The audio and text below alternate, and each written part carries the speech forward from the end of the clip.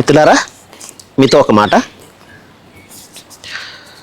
మనము గత ఎపిసోడ్లో ఈ సృష్టికి కేవలం ఒకే ఒక కర్త అని చెప్పేసి మనం తెలుసుకున్నాం. ఆయన్నే మనము దైవం అంటున్నాము, దేవుడు అంటున్నాము, ఇంకా రకరకాలైనటువంటి పేర్లతో మనం పిలుస్తున్నాము. అయితే ఇంతకీ ఆయన ఎలా ఉంటాడు? చాలా ఇంట్రెస్టింగ్ అయినటువంటి విషయం. ఎందుకంటే మనిషి తాను ఏవైతే భావిస్తున్నాడో ఆ విధంగా ఒక స్వరూపాన్ని, ఒక ప్రతిమను తయారు చేసుకుని ఆయన ఈయనే అని చెప్పేసి ఆరాధిస్తూ ఉంటాడు. నిగ్రహం కోసము విగ్రహము, రకరకాల మాటలు కూడా మనం వింటూ ఉంటాము ప్రవచనకారుల నుండి. వాస్తవానికి ఆయన ఎలా ఉంటాడు? ఆయన తనకు తాను ఏ విధంగా ఉంటారని చెప్పుకున్నాడు. ఇది ఇంపార్టెంట్ కదా. మనం ఏమనుకున్నామో ఆయన గురించి అనేది తర్వాత సంగతి.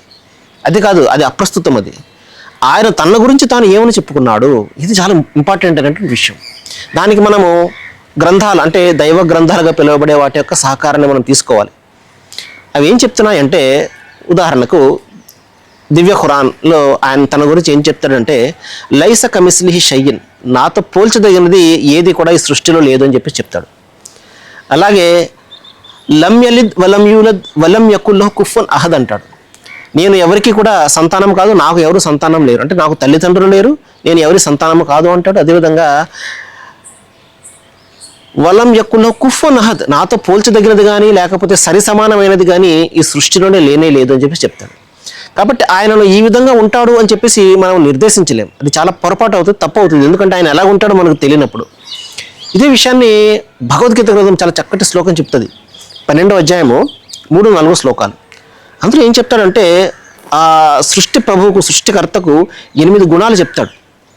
ఏత్యక్షరమ నిర్దేశ్యం అవ్యక్తం పర్యుపాసతే సర్వత్రగమచింతం చకూటస్థలం అచలం ధ్రువం.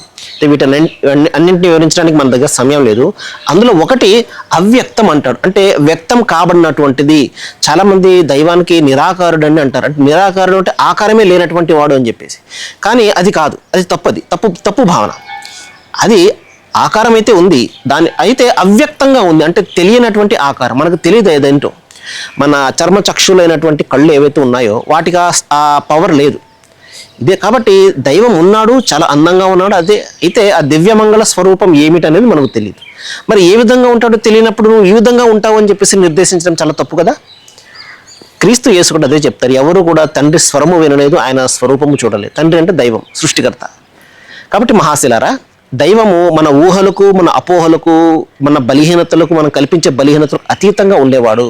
సుబ్హానల్లాహి అమ్మా యసిఫూన్, అంటే దైవం మీరు కల్పించే అన్ని బలహీనతలకు మరి అతీతంగా ఉండేవాడు అని చెప్పి చెప్పడం జరిగింది. రండి, మరొక సందర్భంలో మనం మరొక ఎపిసోడ్ గురించి